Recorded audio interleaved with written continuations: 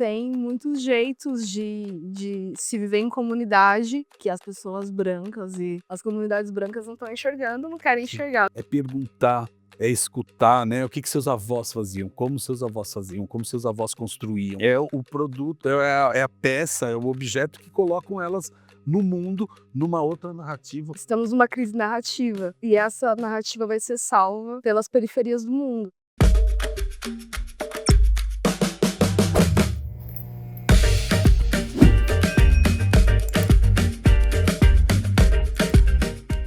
Salve, salve, nação doadora! Começa agora uma nova temporada do podcast Aqui se faz, Aqui se doa. A gente está indo para a 5ª temporada, estamos de casa nova, estamos chiques, assumindo totalmente que agora a gente também é um videocast.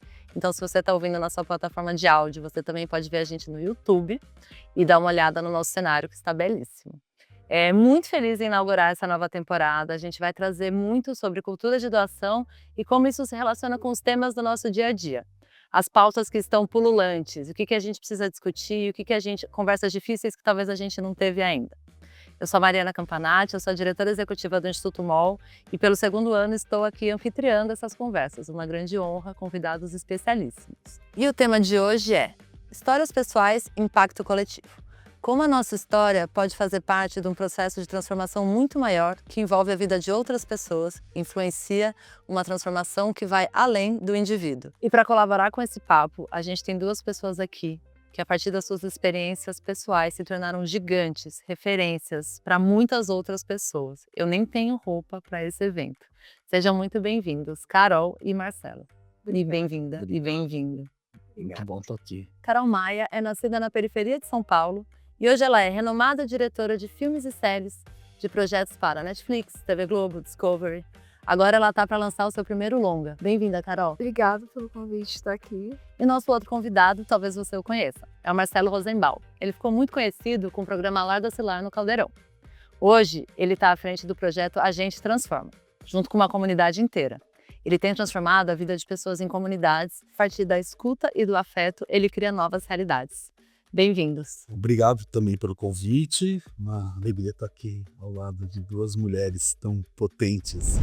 Para começar a gente esquentar o nosso papo e falar de experiências pessoais e impacto coletivo, eu obviamente quero pedir que vocês me contem um pouco das suas experiências pessoais e qual que é a causa, talvez, que atuem hoje. Contar um pouquinho essa introdução de vocês.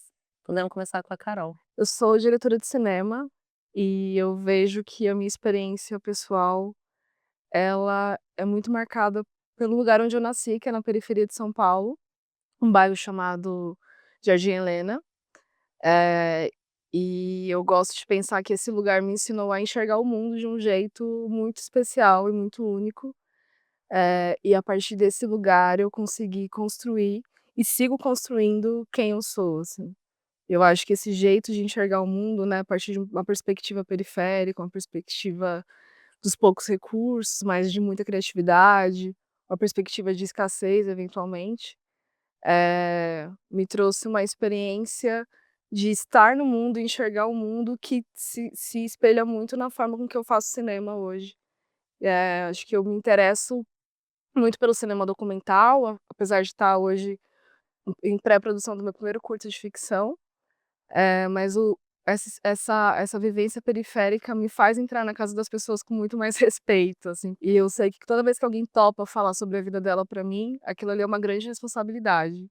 E o que eu vou fazer com aquele material é um pacto de vida, assim, com aquela pessoa, né. Hollywood estabeleceu uma forma de contar histórias que está totalmente em crise, né. Estamos numa crise narrativa. E essa narrativa vai ser salva pelas periferias do mundo, assim. Eu acredito nisso. Então, é um contexto bem diferente da Carol. Eu venho de um lugar de privilégio, eu sou do ABC paulista. Meu pai é advogado, minha mãe dona de casa, uma família de 4 filhos. Eu sou o primeiro homem da casa, minha irmã mais velha, e mas eu me encontrava muito fora, desde cedo, muito fora do meu contexto, da onde eu fui, da onde eu nasci, da onde eu cresci. Me enxergava gay desde pequeno, Então isso já me fazia ser muito diferente de todos os meus desejo por homem, não assim, não sei, não é nem não tinha essa palavra gay, né, não tinha entendia isso, eu tinha desejo por homem desde pequeno, e isso naquele momento era uma doença, era algo que era muito fora de todo aquele contexto também, então isso já me deixava uma pessoa mais introspectiva.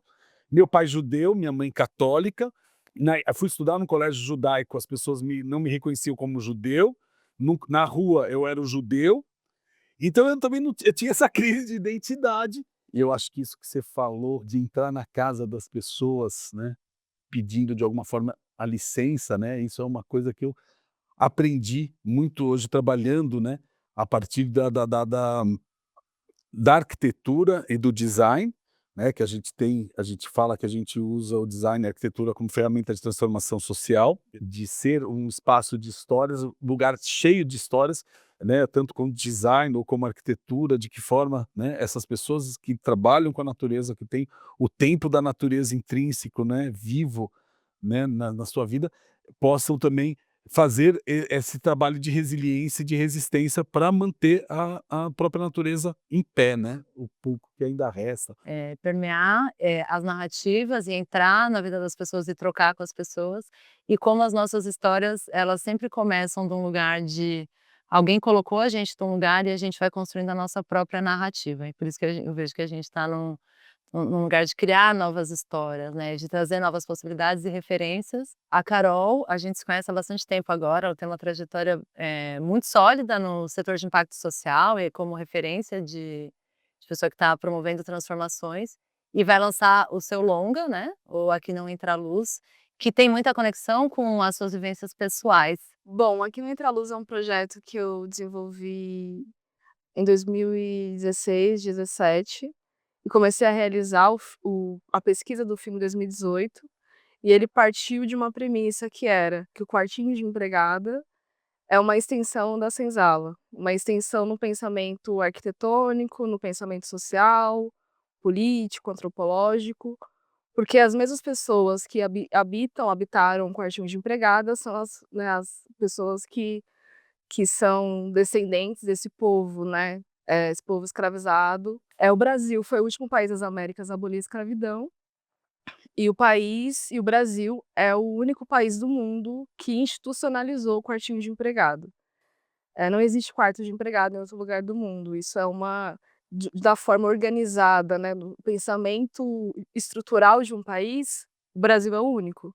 Tanto que até atualmente tem acontecido, né, uma ida muito grande de brasileiros para Portugal, e que eles estão criando uma demanda, das novas construções em Portugal para se fazer quartinho de empregado. O filme começa a partir daí, e aí eu vou para os estados que mais receberam mão de obra escravizada no Brasil, para pesquisar os modos de morar da época do Brasil colonial e também os modos de morar pós-abolição. E aí eu fui para Minas Gerais, Rio de Janeiro, Maranhão e Bahia. E nesses mesmos lugares eu conversei com trabalhadoras domésticas que já dormiram no quartinho de empregada, e uma delas inclusive mora ainda no quartinho de empregada há 50 anos. E o filme, ele é isso, assim, é o meu encontro com essas trabalhadoras domésticas. E aí depois de um tempo eu entendi que o filme também era eu, assim, num sentido mais prático da coisa. A minha voz, a minha imagem também fazia parte dessa história, porque eu sou filha de uma trabalhadora doméstica. Enfim, acho que ele se transforma muito, mas hoje a maternidade é muito maior do que a arquitetura no filme, assim. Porque eu fui entendendo, né, que a minha relação com a minha mãe e a relação das trabalhadoras domésticas com as próprias filhas era um pilar muito importante na vida delas, na história delas e na própria relação com o trabalho doméstico e com esse quartinho, que é meio um fantasma, né, dessa origem escravagista do trabalho doméstico. O trabalho doméstico, como ele funciona no Brasil, não é uma coisa normal. Em outros países, o trabalho doméstico não é mal remunerado e desvalorizado como é aqui. O Brasil, ele fez um trabalho muito bem feito de desvalorizar esse serviço, que é um serviço fundamental na nossa vida, seja ele remunerado ou não. Mulheres estão fazendo esse trabalho doméstico, sejam porque amam suas famílias ou porque se elas não fizerem ninguém mais vai fazer, seja porque elas precisam sustentar suas próprias famílias cuidando de outras. Então esse trabalho de cuidado, ele é fundamental e ele é realizado por mulheres, sobretudo mulheres negras e pobres, e é isso. Lindo, né, e a própria escolha do nome, né, muito forte. Recurso financeiro para falar de assuntos indigestos é muito mais difícil do que se você Total. quisesse, né, estivesse lidando com temas menos espinhosos e que as pessoas estão mais prontas para lidar, digamos assim. Total. Então, conseguir financiamento para um projeto que é ousado e que vai falar um pouco dessa estrutura que pouco se move, é um desafio. Como que você conseguiu financiar o financiamento do seu filme? Como você vê outras possibilidades de financiamento no audiovisual? Fazer um filme é uma coisa muito cara. Queria deixar claro aqui. E não é porque o diretor está ganhando cachês que está deixando a vida muito confortável, não é. É porque são muitos processos, muitas pessoas e tal. Eu contabilizo 8 anos de realização desse filme. Então ele tem algumas fases de financiamento, né. A primeira delas foi pelo Rumos, o Itaú Cultural. Depois de um tempo eu gravei, e aí ia começar a montagem. Quando ia começar a montagem, a pandemia chegou. E com a pandemia a gente teve, acho que a pandemia começou com péssimas notícias, né, além das mortes em si. Acho que o Brasil também foi mobilizado naquele momento ali, que era tipo maio, junho de 2020, por 2 péssimas notícias. Uma delas foi a morte do George Floyd, que movimentou o mundo inteiro, o assassinato do George Floyd, e a segunda foi o assassinato do menino Miguel, filho da Mirtz. Nesse momento que essas discussões estavam acontecendo, a gente entendeu que o filme, o Aqui Não Entra Luz, ele poderia estar a serviço dessa pauta também, já que, o trabalho doméstico, ele é essencialmente negro no Brasil e ele nasce a partir da escravização de pessoas negras, né. E aí a gente abriu uma campanha de financiamento coletivo, que foi, assim, surpreendentemente um sucesso. Mais de 1.300 pessoas apoiaram o filme, e é muito bonito ver que enfim, a gente teve vários valores de doações, mas a maior parte das doações eram de R$ 10. E também muitas pessoas que se ofereciam para ajudar de alguma forma, formas que nem eu sabia como elas poderiam ajudar, assim, mas muita gente mandando mensagem para falar: "Meu, como é que eu posso colaborar com esse filme, né?". A campanha também uma pessoa muito importante na campanha foi a Mariana Ribeiro, que também ajudou a gente a coordenar essa campanha de prefeitoria. É Nossa importante. conselheira também. A gente já citou outros conselheiros, ela é conselheira da mão. É, a Mari maravilhosa, mas também a minha grande parceira desse filme é a Paula Kimo, que é a produtora executiva que está comigo desde que eu recebi a ligação do Rumos. Falei: "Paula, tem esse dinheiro aqui, me ajuda". E a Paula não larga da minha mão até hoje, assim, é uma pessoa essencial para a história desse filme. E aí agora eu vou entrar numa outra fase do filme, que é, né, a gente está se preparando para lançar o filme, inscrevendo em festivais nacionais, internacionais, e a gente está construindo uma campanha de distribuição de impacto, que é uma forma de distribuir um filme que não é a comercial no cinema, não é o festival, que é um nicho muito fechado, mas é uma forma de levar o filme para lugares onde as pessoas talvez não tenham um cinema, ou talvez não pensariam, em se deslocar para ir até um cinema, até um festival.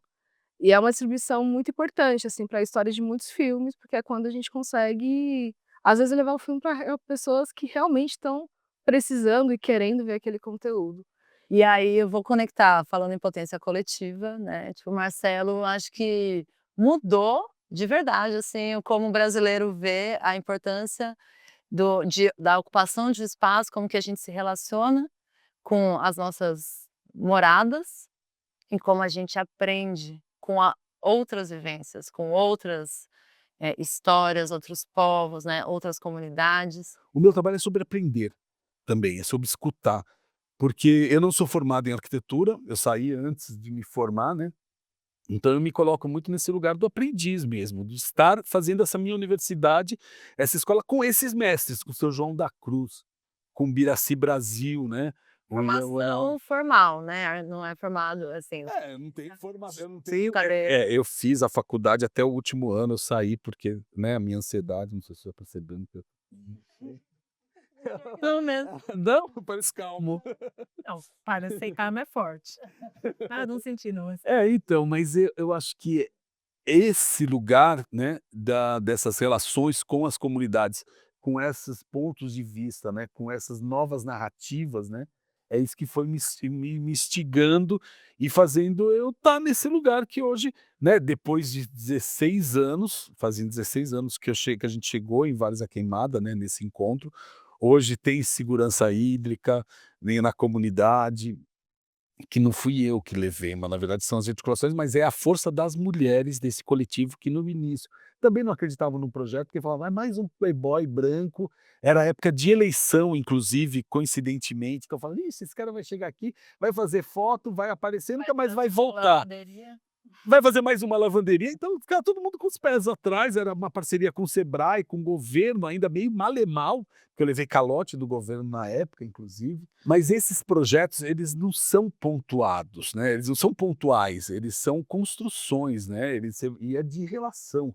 Então, são etapas, né, que se vão se construindo e hoje essa associação, que são de 37 mulheres que trabalham a partir da fibra da carnaúba, né, da carnaúba, da palha de carnaúba, que fazem artesanato, mas um artesanato que foi uma reconexão com a palha, com um trabalho ancestral, não é uma coleção para mercado, para casa de rico, é um projeto onde a gente ficou instigando o que as avós delas faziam, né, então a gente chegou no lugar, isso eu estou falando desse exemplo, mas é a forma que a gente usa para qualquer forma de trabalho, quando a gente chega numa comunidade, é perguntar, é escutar, né, o que seus avós faziam, como seus avós faziam, como seus avós construíam. Hoje é o produto, é a peça, é o objeto que colocam elas no mundo, numa outra narrativa, com uma outra porque, elas falam que hoje elas têm eles falam 3 linguagens, tem 3 linguagens em Várzea Queimada hoje, que é a linguagem que é a língua portuguesa, a proto-linguagem dos surdos e mudos e o design. Eles entendem o design como um elemento de linguagem, né, de falar da ancestralidade. Hoje Várzea Queimada está inserida num pedido da Unesco, da Chapada do Araripe, como patrimônio material da humanidade, patrimônio da humanidade, a única comunidade do Piauí, que é a comunidade do Araripe, é essa Chapada do Araripe que faz esse entroncamento desses 3 estados, que é um levantamento que está sendo articulado pela Fundação Casagrande, no Araripe. E eles convidaram, então a Marcilene, que é a liderança da comunidade, está participando das discussões, e isso entrando, né, como patrimônio pela Unesco, isso alavanca a comunidade num outro lugar também, até mesmo como possibilidade de turismo de base comunitária, tem a turismo de base comunitária na comunidade, tem enfim, então, hoje o nosso trabalho ele é nessas construções de longo prazo. Eu acabei de fazer um edifício na floresta, numa relação de 14 anos também, com o cacique Biraci Brasil e a Wanawá, uma grande liderança do movimento indígena, um dos fundadores da UNE nos anos 80, né, da União Nacional Indígena. Mas eu acho que é nesse lugar que entra a doação desses trabalhos, né, do tempo, da entrega. Eu acho que até como uma figura que ganhou muita projeção e visibilidade, eu imagino que você tenha recebido críticas. É tão engraçado, assim, porque as críticas, eu acho que eu nem escutava muito o que estava de fora, eu escutava na minha casa pela minha própria filha.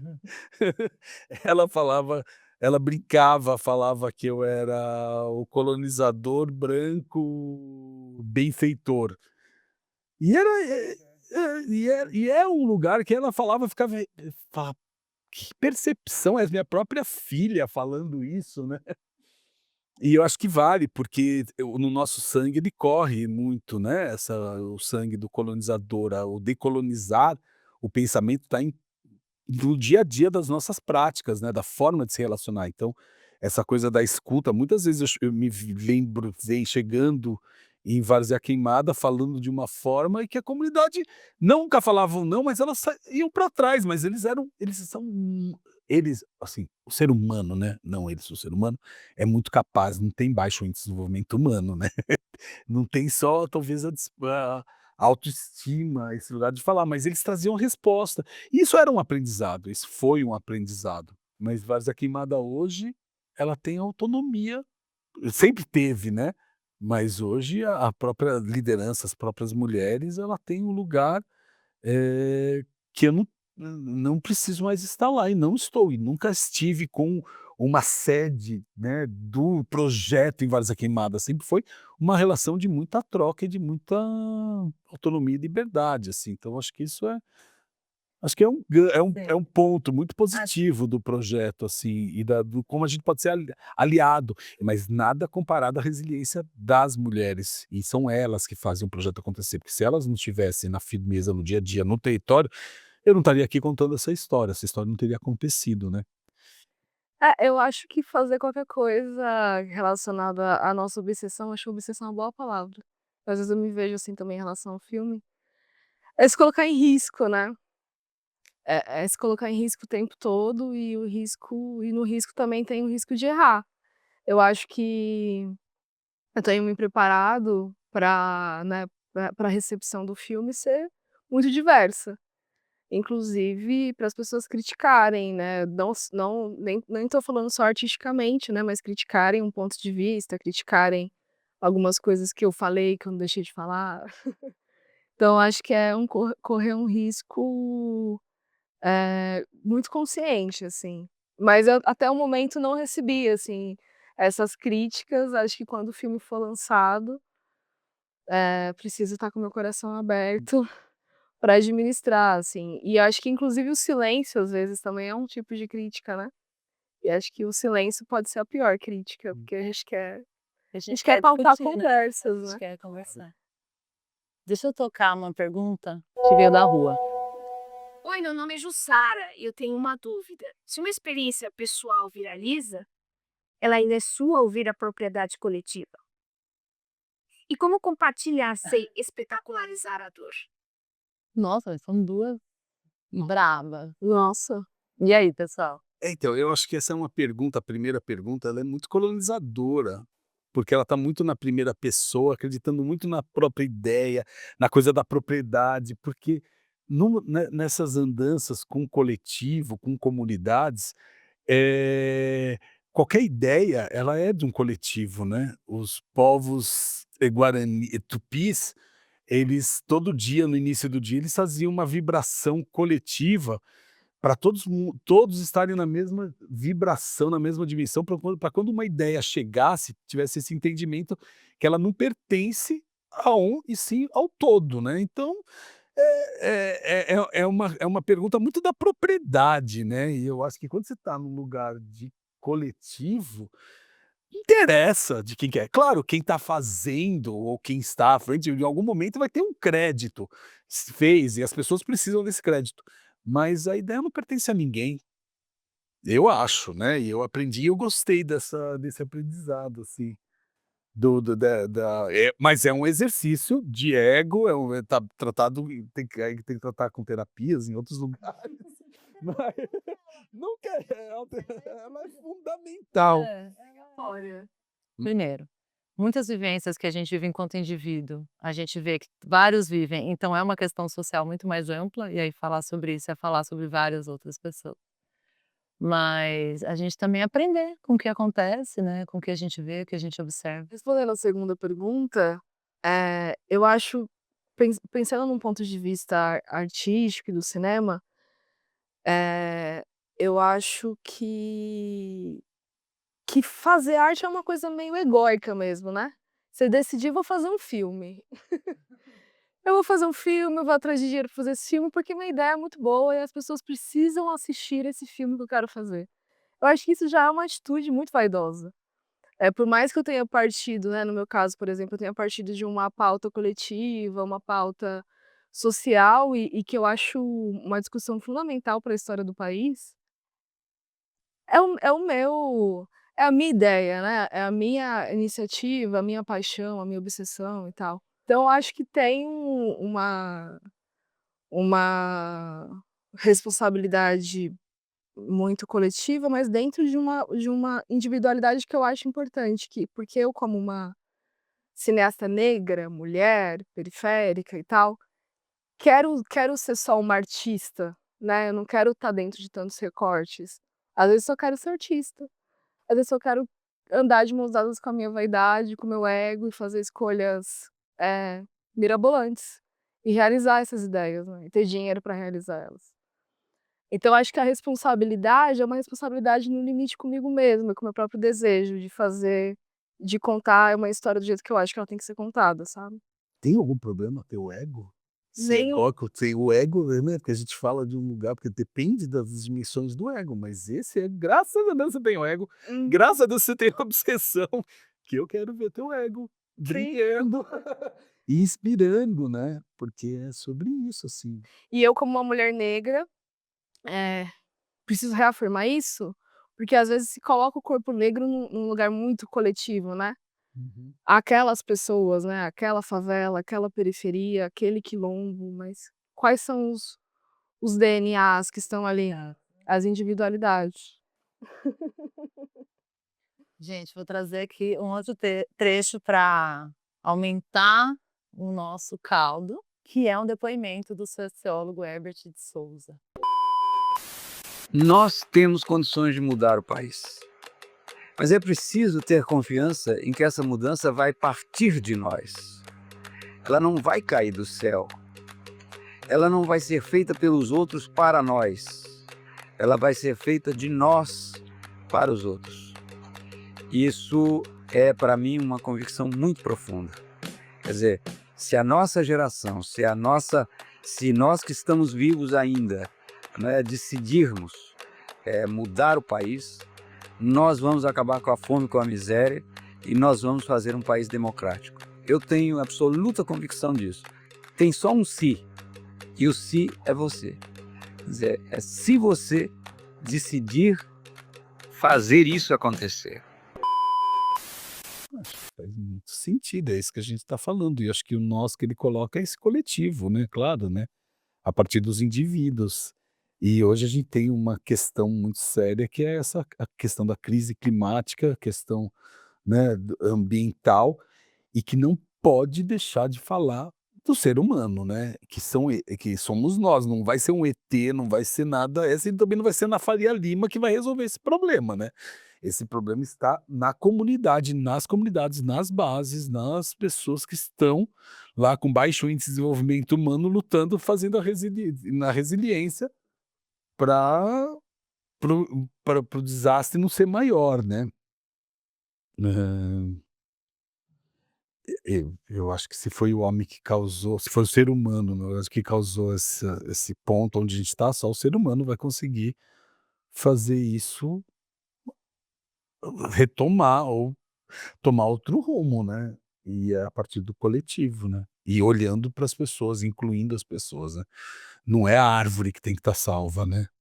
Eu sinto, antes de passar para você, Carol, que essa fala do Betinho traz uma perspectiva, por exemplo, ele fala, tá, esse poder tá em você, né. E aí acho que eu reconheço que se a gente está aqui hoje não é uma construção só dessa nossa última geração, né, a gente vem de muita história, e tem um respeito ao tempo das mudanças também, um respeito não, um conhecimento de que as coisas demoram, né, então o trabalho, por exemplo, de 16 anos com a comunidade, né, 14 anos, um filme que 8 anos para sair, essa dicotomia entre a urgência das pautas, uma crise climática que é hoje, né, sobre a geração logo ali, mas como a gente está colhendo e trabalhando também em cima de tudo que aconteceu antes da gente. Eu acho que eu parto muito da minha referência, né, que eu falei lá no começo, da periferia e tal, e de uma periferia negra. Eu acho que tem um egoísmo e um individualismo que é muito do branco, né, é muito do colonizador branco mesmo, né, que cerca o terreno, "isso aqui é meu, essa pessoa é minha", né. É uma coisa, um ponto de vista colonial, patriarcal e observando, por exemplo, eu cresci num num conjunto habitacional que foi construído pelos próprios moradores, isso foi a maioria mulheres que eram chefes das famílias e trabalharam ali, né, meus pais trabalharam ali também. Se dividia ali o setor da creche para cuidar das crianças, o setor que olhava o terreno à noite, de madrugada, quem carregava os tijolos e tal. Então acho que esse pensamento de coletivo, ele é um pouco mais familiar para mim, assim, porque foi o jeito que eu fui educada, que eu cresci, né, de dividir o que se tem. Mas eu já visitei vários outros lugares pelo Brasil onde não se tem Claro. privacidade. Claro. Onde todo mundo tá dormindo no mesmo quarto, onde você tá ouvindo os seus vizinhos, e isso não é confortável. Eu acho que encontrar esse equilíbrio, né, do que é do meu, do que é do outro é muito importante, mas eu acho que tem muitos jeitos de se viver em comunidade que são indígenas, negros, quilombolas e tal, que as pessoas brancas e as comunidades brancas, né, já que todo mundo está em comunidade, as comunidades brancas não estão enxergando, não querem enxergar também. A gente está indo para as nossas considerações finais, o papo está muito, muito bom. Eu queria convidá-los a fazer alguma fala, sentir alguma coisa e compartilhar também os arrobas para que a gente siga-os. Quem já não seguir, né? Porque os dois são famosos. Famosos na minha vida e no mundo. Não, né? Fazer o quê? Carol, com você.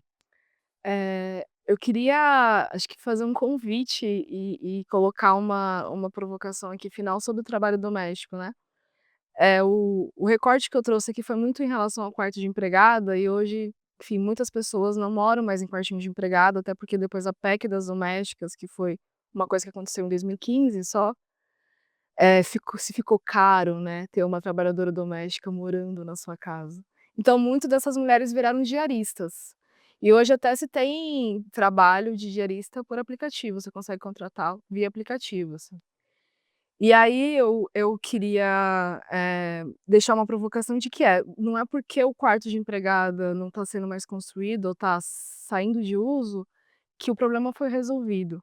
Porque um outro espaço que dá sequência ao quarto de empregada são as entradas de serviço, as escadas de serviço, o elevador de serviço, onde se separa pessoas, né. Separa as pessoas por valores, né, o valor de social mesmo, e muitas vezes pelo tom de pele. Então esses lugares eles continuam vivos, assim, né, tipo, esse lugar, porque ele não é o lugar, não é o pensamento que criou esse lugar, ele continua vivo. E tem uma outra atitude que pode ser que eu acho que é muito mais acessível para todo mundo fazer, que é repensar quanto que você está pagando pra diarista que limpa a sua casa. Quanto que você está pagando pra babá que cuida da sua filha? Você está dando a oportunidade dessa pessoa mudar de ideia e falar: "Não, agora eu quero ser enfermeira, agora eu quero ser artista plástica", seja o que for. Já perguntou qual que é o sonho dessa pessoa? Porque é muito comum, né, que essas mulheres que são diaristas estão trabalhando por valores, né, valores muito baixos, abaixo do que se é esperado. E além de tudo não estão tendo seus direitos, assegurados, né, porque não são mais CLT. Então acho que uma atitude que todo mundo pode fazer mesmo, é repensar o valor que está se pagando pra um trabalho de diarista, porque não é necessariamente o valor que ela está cobrando, não necessariamente é o valor justo. Essa mulher pode estar cobrando muito menos por desespero, porque ela precisa trabalhar.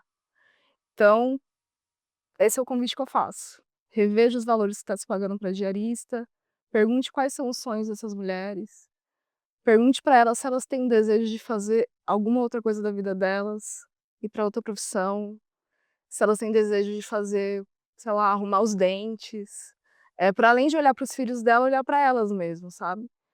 E eu acho que essa é uma atitude simples que resolve uma coisa imediata, individual, mas que pode impactar a vida de uma pessoa. Essa pessoa que está limpando a sua casa, está cuidando do seu filho. E os seus arrobas, Carol, para a gente te seguir e acompanhar lançamentos. @MaiaCarol_. Carol com K. Obrigada, Carol. Obrigada. Você, Marcelo. Eu quero agradecer, eu acho que deixar com essa fala aqui, eu acho que a gente já falou bastante coisa. Deixar meu arroba. O arroba aí dos projetos também. Então, é @mrosenbaum. E aí o arroba a gente transforma, que é o instituto, onde também tem os projetos que a gente vem atuando, fazendo pelo Brasilzão aí. Gente, obrigada pela doação de vocês, que foi Obrigado. feito essa generosidade. Não vai embora, não. Não, eu tô só me ajeitando aqui. Não, mas obrigada mesmo, né? A gente falou de doação financeiro é fundamental, mas a doação dessa sabedoria toda que vocês acumularam aí de muita história e da generosidade de compartilhar as histórias pessoais. Essa conversa continua, né? A gente é o @Instituto MOL, tanto no Instagram quanto no LinkedIn. Você que ouviu, lembrou de alguém, manda esse link para a pessoa, vamos ampliar essa conversa. A gente vai ter um episódio a cada 15 dias. Já ativa aí o sininho no YouTube, dá 5 estrelas no Spotify, ajuda a gente a ampliar essa conversa. E tem um comentário, uma sugestão, uma crítica, é super bem-vindo. Nós somos o @Instituto MOL. A gente está tanto no Instagram quanto no LinkedIn. Também pode comentar no vídeo no YouTube. Por fim, fica com a gente na 5ª temporada que, enfim, trabalhamos muito para que você também aproveite e que faça parte dessa conversa. Tamo junto. Até mais.